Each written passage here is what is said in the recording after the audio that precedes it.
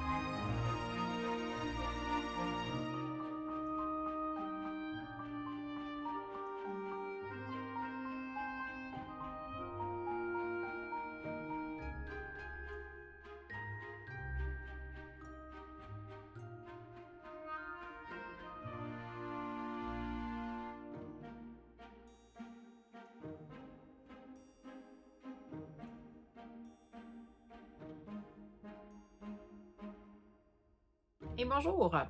Alors, me revoici finalement après beaucoup d'activités, mais comme vous pouvez voir, pas beaucoup de lecture. Mais bon, on est dimanche. J'ai fait ma fameuse, ma fameuse petite cuisine. C'était plus long que prévu. Ben, en fait, prévu. Je me doutais que ça allait être un peu long, mais finalement, c'est plaisant de faire des biscuits en porte-pièce, comme vous avez pu voir. Mais c'est quand même assez long. Moi, j'avais juste des emporte-pièces qui étaient minuscules. Puis c'est correct, ça va juste en faire plus. Ils sont plus petits, mais au moins, ça va en faire une plus grande quantité. Mais c'était quand même long. Puis là, ben, dans le fond, j'ai terminé. Puis dans 1 heure et demie maximum, il faut que je parte. Donc, ben, c'est ça. Je me serais pas trop posée aujourd'hui, mais là, j'en ai profité. Bon, j'ai mangé. Mon copain est encore dans son Game of Thrones intense. Puis, je vous ai mis des petites images des décorations qu'il a faites aussi ce matin. Il a fait un gros changement dans la maison. Il a décoré la maison à l'extérieur. Donc, c'est cool. On est vraiment en mode Noël. Donc, c'est très chouette. Et c'est maintenant le temps de mon calendrier de l'Avent des casse-têtes. Donc, je m'en sers vraiment comme... je sais pas où on est rendu. On est rendu ici. On voit pas trop. Donc, je m'en sers vraiment comme petit temps... comme petit temps relax, finalement, ce calendrier-là. Et ben voilà. Est-ce que j'ai encore un nouveau marque-page out of print? L'aviez-vous vu? Je sais pas, je l'avais déjà montré. C'est Mathilda. C'est chouette, hein? C'est avec, je pense que c'est Quentin Blake qui fait des illustrations dans mon souvenir. Donc, je vais utiliser mon marque-page, comme une d'entre vous a dit, mon marque-page couteau suisse parce que c'est un multi-tool pour essayer de pas trop défaire, encore une fois, le calendrier. Bon, c'est sûr que c'est pas très grave, mais quand même, il faut faire un effort. Là. Je vais essayer de voir si j'y arrive. Ah, ben, j'ai même pas eu besoin. Par contre, toujours le moment qui est un défi de sortir le calendrier. Je me suis rendu compte qu'hier, la dernière fois que j'ai fait, j'étais vraiment partie vite parce que j'allais au travail, que j'avais laissé mon petit casse-tête fait, mais comme sur le dessus de ma boîte que j'utilise pour le faire. Puis j'avais inséré dans l'espèce de protection du calendrier de l'Avent. Fait que tantôt, quand j'ai ouvert, j'ai fait oups. Puis ben là, en fait, les sacs sont en bas. Donc, je vais sans doute faire ça après. Je vais essayer de le sortir encore une fois si j'arrive.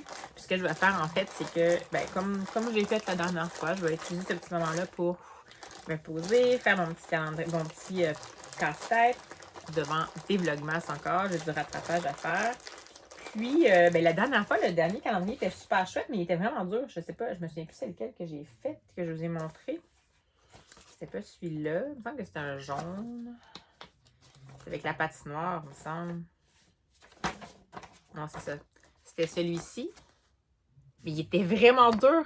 Et j'avais pas beaucoup de temps. Puis il y avait toute cette section-là qui est comme toute pareille. Puis il était vraiment dur. Il n'y a pas beaucoup de morceaux, mais fallait le faire. Puis j'avais pas beaucoup de temps devant moi. Donc là, j'espère que ça va pas faire ça pour lui aussi. Mais donc, au pire, aller, ça me prend pas 1h30 de faire ça. Vraiment, ça me prend. La dernière fois, ça m'a pris une demi-heure. Je me suis dépêchée. Mais normalement, c'est pas plus qu'une demi-heure. Mais bon, on va voir. Il est vraiment coincé. J'ai l'impression de forcer la main à un casse-tête qui veut vraiment pas se faire monter. Mais on va y arriver. Hein, avec un peu de patience. C'est presque sorti. Wouhou! Donc, je pense que j'ai vu quelque chose qui ressemble à un autobus britannique. Donc, un autobus à 2 étages. Et je pense que... Oh mon Dieu, si c'est lui, ce ne sera pas facile non plus. Je pense, on va voir tantôt, mais que c'est celui-ci. Alors, c'est parti pour le petit casse-tête. Sinon, je vais continuer à écouter mon Karine Pitaki tantôt quand je vais partir. Puis, je ne sais pas si je vais avoir des nouvelles lectures complètes dont je vais pouvoir vous parler parce que je n'aurais pas vraiment lu. J'aurais aimé ça pouvoir lire celui-ci aujourd'hui puis vous en parler. Donc, le fameux Florent Cinquel. Mais, bon, j'aurais peut-être pas le temps. Mais ça sera plus un vlog ambiance aujourd'hui si jamais... ça se peut que ce soit ça. On verra bien. Alors, allez, je vais mettre au petit casse-tête.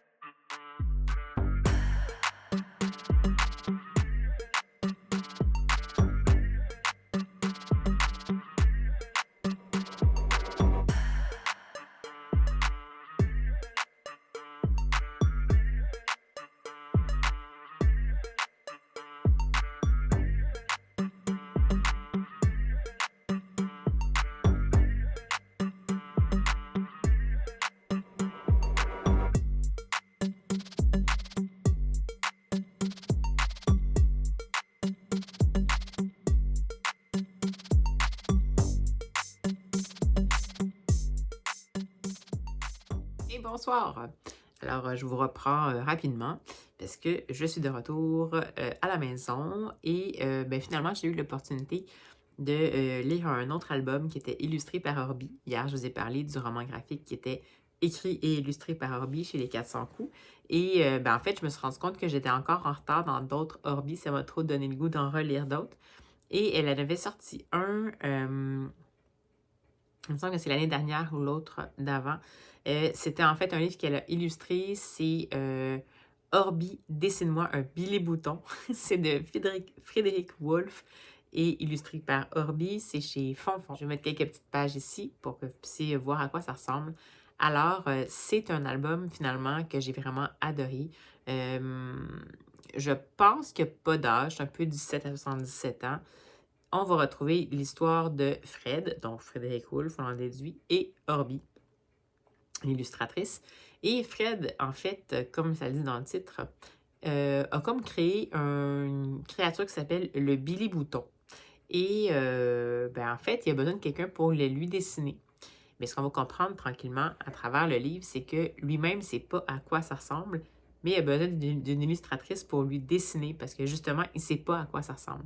Mais l'illustratrice a besoin de savoir qu'est-ce que c'est pour qu'elle puisse se dessiner. Donc, pendant tout le long du livre, ils vont un petit peu faire un jeu, là, on se lancer la balle.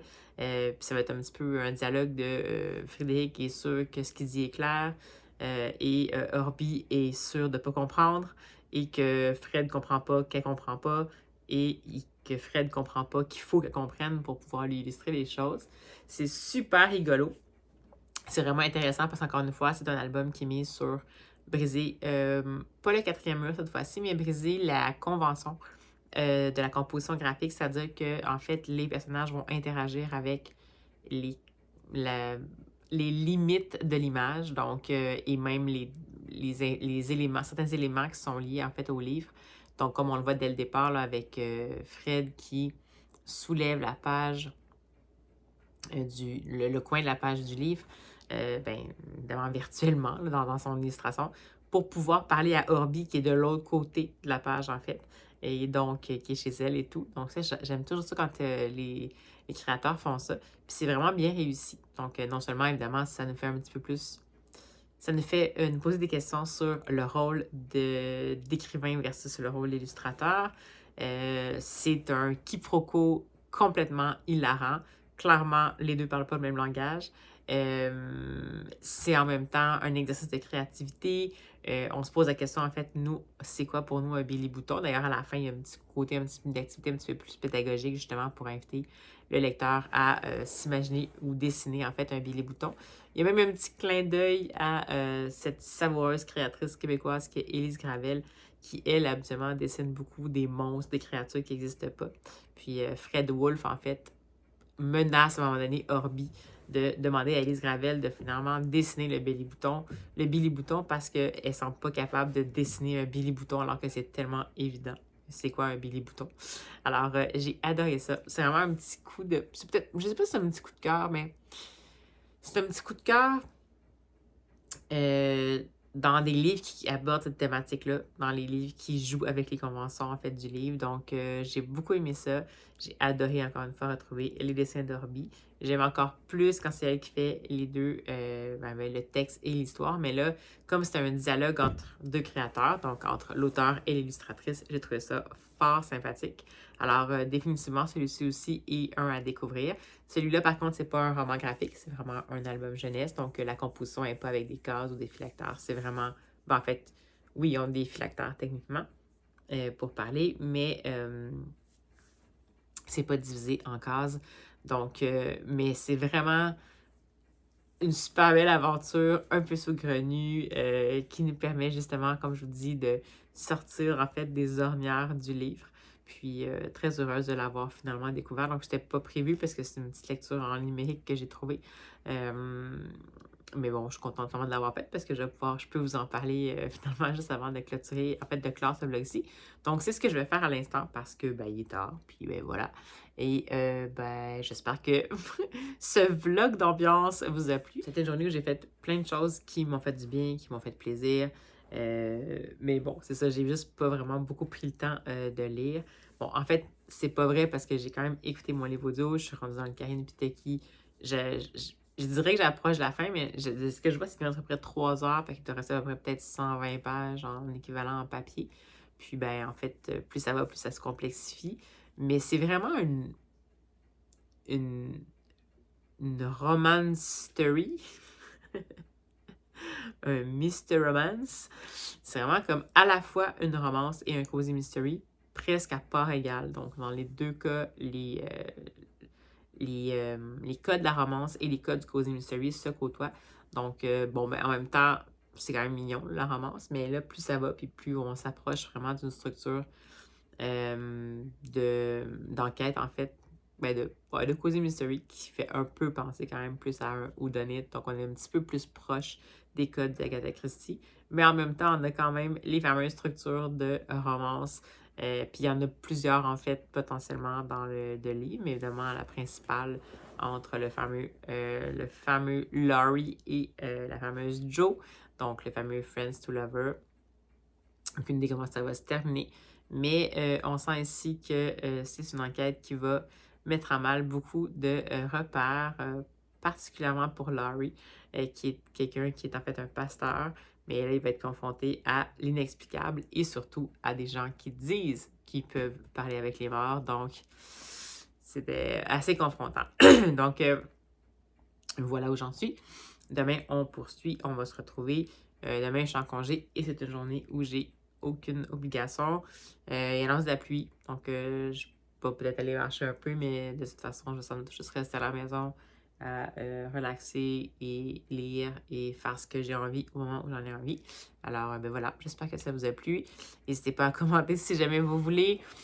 Si jamais vous voulez que je vous donne la recette des fameux petits biscuits au pain d'épices, ben, je l'ai trouvé sur Internet, donc je la mettrai en commentaire si jamais vous la voulez.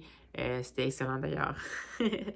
Et puis, ben voilà, on va se retrouver nous autres tout bientôt, tout bientôt. Donc, dans quelques heures après, j'aurai fait une bonne nuit de sommeil.